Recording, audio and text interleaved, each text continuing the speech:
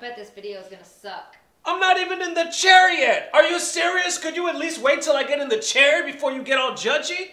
God, get a feel for what I'm about to do. Sure, I'll wait. Some people, man.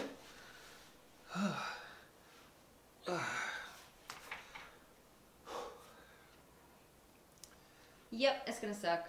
Thank you for waiting. Couldn't look away from the train wreck. You can blame it on the tech or the disrespect before you play back. Button check.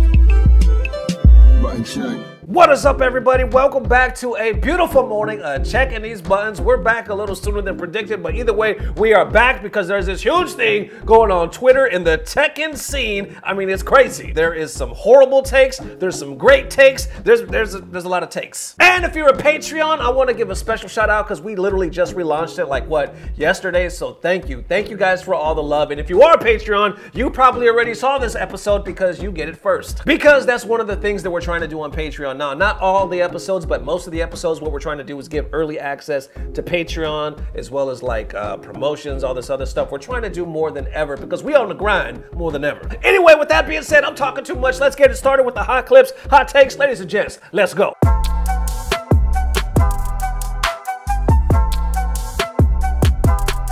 Matchup for Abigail, and it is not particularly relevant once one jump in happens to, oh my god, the crouching heavy kick with the tires. The tires behind him. No, he had to jump forward, man. That's, again, jump forward would have saved him. Like, have saved him. Like... Oh god. Jose! That was actually gonna fit. Jose! Jose, why? That was kind of godlike, and I hate to give it to him. Fam, you know I hate to give it to him, but I gotta give it to him. That was so sick.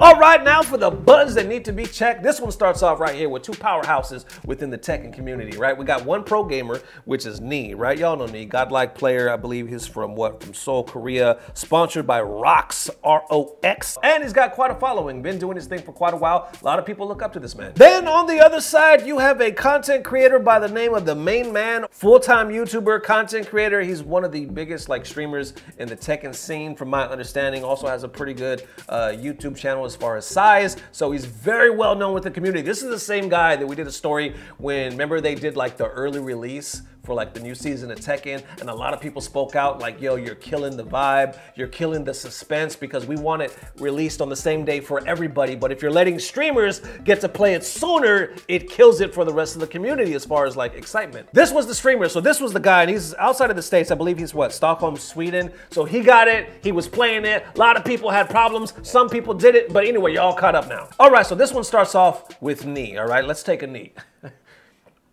I'm sorry.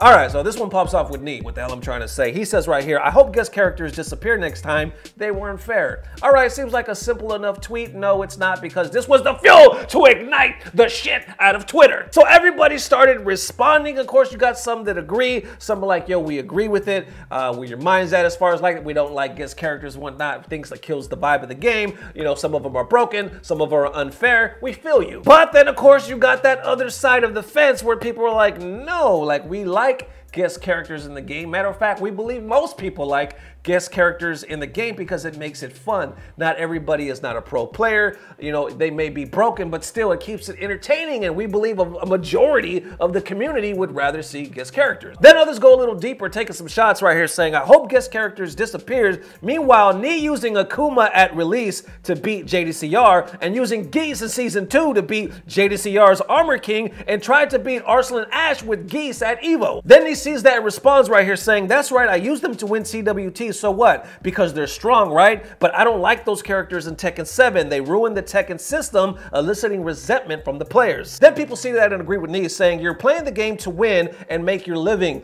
People are dumb if they think you shouldn't be using strong characters to win just because you don't agree with them being in the game. Not your fault because you aren't the one balancing and making the characters. And of course, this one gets deeper and deeper and it keeps going back and forth. You got people that agree with me, people that disagree, and it gets even, it just keeps going. It gets like more heated and more heated. Then this is where it gets even deeper because this is where TMM comes in, takes Knee's tweet and reposts it and says, yes, let's rob 6 million people of cool guest characters because 2 of them are problematic at the absolute highest gameplay. And then Knee sees this and responds and he says, is it a character that came out because 6 million people wanted it? It's just a wish that it doesn't come out. Hey, hella scrub man, will you shut up? I think he meant to say scrub man right there, but damn. And then others respond to TMM as well, saying, I've seen you death combo somebody, so I wouldn't say it's only a problem at the highest level of play, because apparently he even released a video because somebody posted this, so like, yo, how could you do this? Like, even you can do this. So apparently they're saying what you just said is not exactly true because it's not the highest level of play. Then others agreeing with TMN on that other train of thought right here, saying, when pro players get problematic, while casual players love the way it is. By the way, let's ask Karada-san who the Tekken Fight game is really for. Why do these pro players keep complaining with the idea of guest characters? In my opinion, Tekken Next Gen will be dead without these gimmicky characters. And others kind of continuing the train of thought right here, saying, love the clapback,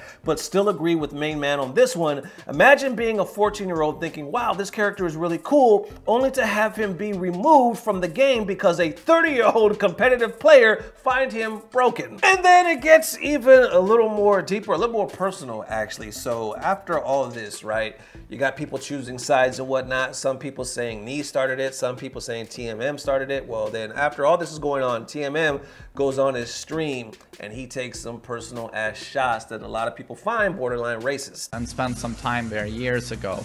The Korean scene is the dirtiest and ugliest Tekken scene in the world. But people don't know about it because when they show up to tournaments, they're all like this.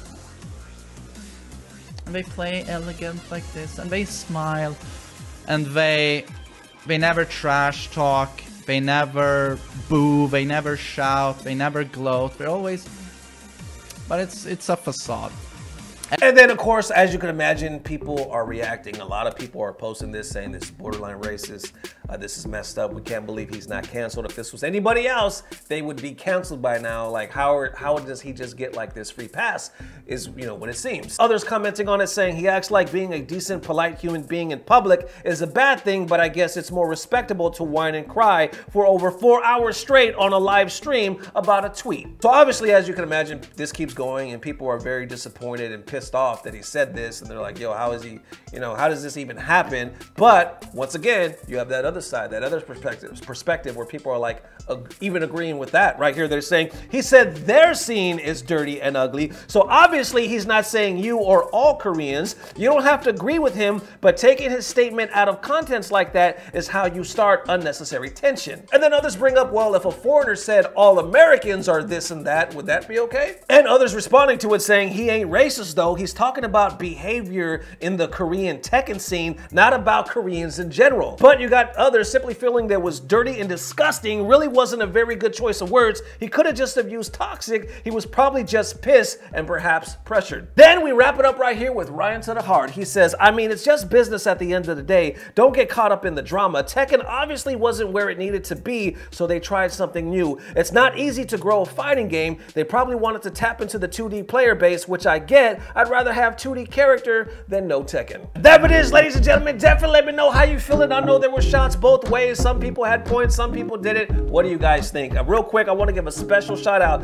to a new Patreon right here because that's what I want to do weekly. As much as I can, I want to give shout outs to the Patreons because they are supporting us more than ever. So I just want to return the love. And right here, we got Shadow Council Dojo. I want you guys to show the love to whenever you got time. Looks like they've been doing their thing for quite some time. They're giving back to the community. They are a dojo solely based, if I could talk, on making players better.